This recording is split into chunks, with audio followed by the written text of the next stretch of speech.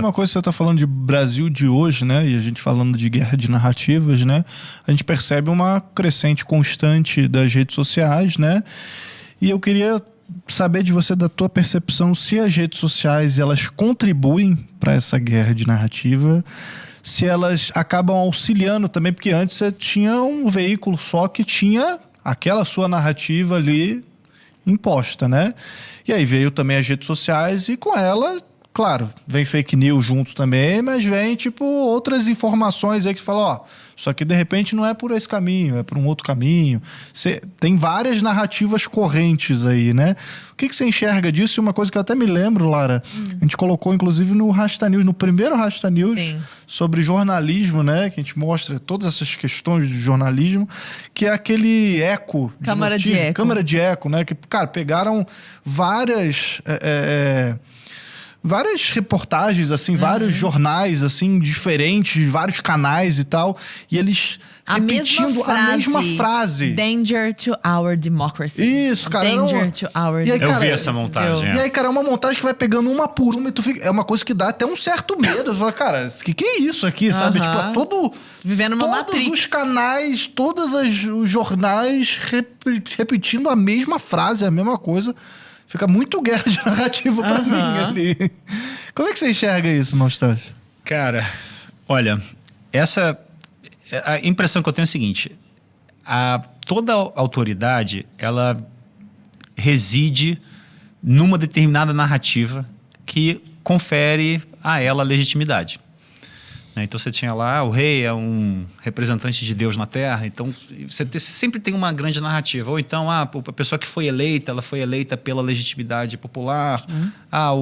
Um juiz do STF é um cara que tem um notório saber, não sei o quê. Você sempre tem algumas narrativas que justificam a presença daquela pessoa naquela posição de autoridade.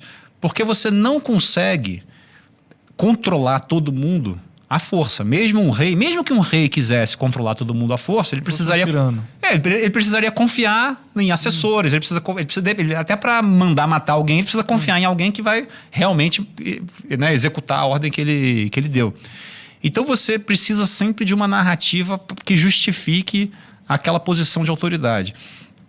E toda vez que você questiona uma posição de autoridade, já é um trinco, né? Um trincado, já é uma rachadura que você provoca nessa narrativa. Porque a narrativa é sempre muito mais forte quando você não pensa nem em questionar aquilo. Aí, ela é pressuposta, sim. É pressuposta. E por isso que eu acho que até algumas coisas incomodam quando a gente fala de liberdade de expressão, por exemplo, discurso de ódio. Eu entendo o incômodo. Por exemplo, o nosso pressuposto é de que racismo é uma coisa ruim. A imensa maioria das pessoas concorda com isso e é uma coisa que a gente não quer nem discutir. Não, racismo é ruim. A gente não quer ficar discutindo isso. Aí quando vem alguém de um grupo racista, KKK, não sei o quê, e discute isso, você fica com receio de que isso vai minar a legitimidade do consenso que a gente tem, que é bom, que é um consenso de que o racismo é ruim. Você fica assim, não, cara, a gente não quer nem discutir isso. O que você está fazendo com isso aqui? Ou então não vem nem discutir, pelo menos não na minha casa, né? Pelo menos não perto de mim. A gente sente essa repulsa. Então até é um tema difícil do livro de liberdade de expressão, que eu defendo a legalização disso por outros motivos. Não porque eu ache que seja bom, mas porque eu acho que você proibir traz outros riscos. A gente pode falar disso depois.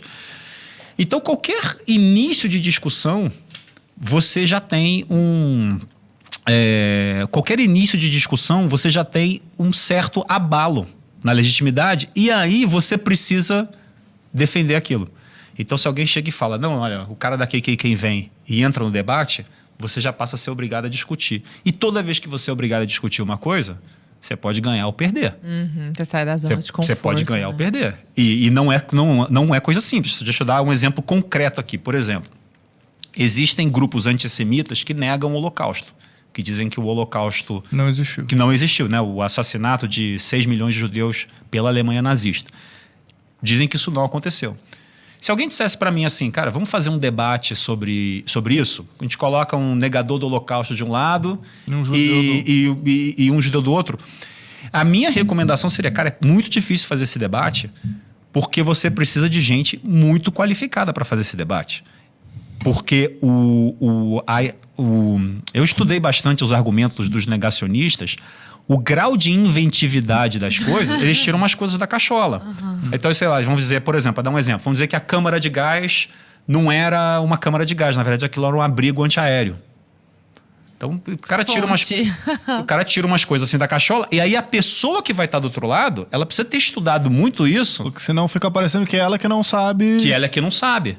E ela tem que ter estudado muito isso. É igual o terraplanista versus o... Exato, é a mesma coisa. O cara que acredita... A mesma coisa, muito embora o terraplanismo não tenha as mesmas implicações morais. Não, claro, com certeza. Não, sim. Tô só, é um tema que dá pra você levar mais fácil. Tô pegando esse tema aqui pra mostrar a sensibilidade da... Exato. Então o cara que tá do outro lado precisa ter o conhecimento pra chegar e falar, peraí, mas olha, se você for ver os planos de Auschwitz, por exemplo, a porta de Auschwitz, da câmara de gás, não abria por dentro. Ela só abria por fora. Por exemplo, na porta tinha um olho, não era bem um olho mágico, mas era um olho de vidro, assim, uma janelinha pequena de vidro, com uma grade por dentro. Por que tem grade por dentro? Porque as pessoas se debatiam e você não queria quebrar o vidro. Então, assim, isso não é consistente com um abrigo antiaéreo. Sim. Então o cara tá lá dentro e não vai poder sair depois? Não faz sentido. Então, assim, mas o outro lado precisa saber. E você tem gente que nega o Holocausto, que o cara vai na fonte primária, em alemão. Aí cita o texto em alemão, não sei o quê. Então, do outro lado... Sim, você precisa ter alguém que saiba. Então, você percebe o risco da abertura da discussão? Eu defendo a abertura da discussão, não sou contra isso. Mas a minha recomendação para quem quisesse fazer esse debate seria, cara, você vai ter que chamar... Dependendo de quem você está chamando, se você chamar um dos principais negadores do Holocausto hoje, do outro lado você vai ter que botar os principais historiadores. Você vai ter que chamar o Dream Team, porque para ficar equiparado, senão você corre o risco de passar a impressão equivocada de que de maluco de que também, o negacionista tem um argumento melhor, e realmente não tem. Então, toda vez que você abre a discussão, você percebe que a histeria das autoridades com as redes sociais, ela não é tão despropositada. Porque existe a discussão. Entendeu? O que é despropositado é que eles não percebem que essa discussão, ela é a única coisa possível numa democracia. Você não pode proibir as pessoas de falarem. Aí nisso eles são despropositados. Sim. Mas a percepção deles e o pânico... Então quando você vê um monte de autoridade no Brasil e nos Estados Unidos e na Europa, em vários países, é um problema mundial isso, não é só no Brasil. Quando elas falam assim... cara, agora qualquer um, qualquer um acha que pode falar o que quiser na internet, que absurdo, tem muito ódio, tem muito não sei o quê, muita polarização. Esse pânico, essa histeria que eles estão vendo, ela tem até uma razão de ser. O que está errado é que eles não percebem que o que eles defendem como remédio é a destruição da democracia.